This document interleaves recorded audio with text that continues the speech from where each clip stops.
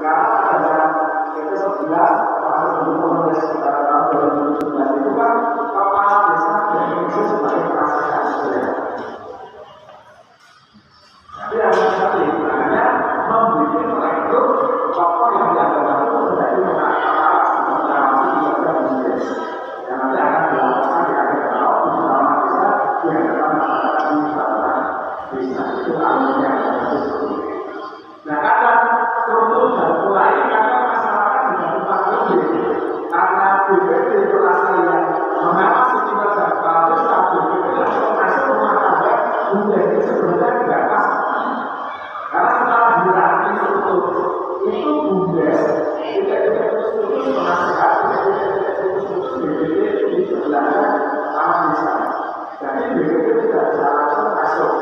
Tapi lewat BPD dan pemerintah desa membentukkan